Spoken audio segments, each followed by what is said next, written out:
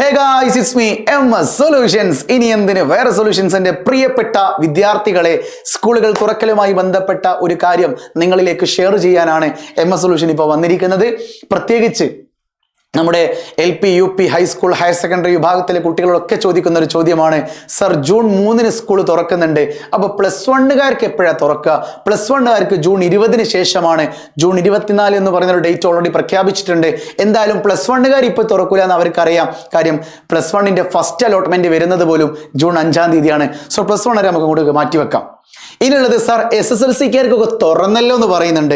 SSLC കുട്ടികളുടെയും +2 കുട്ടികളുടെയും പരീക്ഷ എന്ന് പറയുന്നത് വെറും ഒരു ബോർഡ് എക്സാം അല്ല, അത് ഒരു പബ്ലിക്കായിട്ട് നടത്തുന്ന ഒരു എക്സാം തന്നെയാണ്.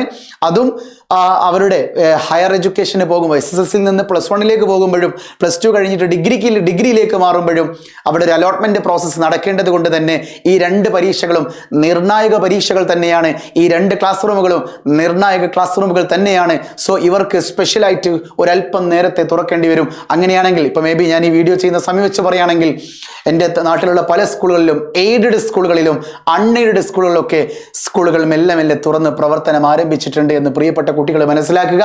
കാലാവസ്ഥ പ്രതികൂലമൊന്നുമല്ല, മഴക്കാലഘട്ടമാണ്, അതിൽ യാതൊരു പ്രശ്നവുമില്ല. എല്ലാ മാസവും കഴിഞ്ഞ വർഷമൊക്കെ ജൂണിൽ മഴക്കാലം ഉണ്ടായിരുന്നു. മഴക്കാലം ഒരിക്കലും കുട്ടികളെ ഡിപ്പെൻഡ് ചെയ്യുന്നില്ല, മീൻസ് കുട്ടികളുടെ അവധികളെ ഡിപ്പെൻഡ് ചെയ്യുന്നില്ല. നിലവിൽ തുറക്കുന്ന ഡേറ്റിൽ യാതൊരുവിധ മാറ്റവും ഇതുവരെ ഉണ്ടായിട്ടില്ല.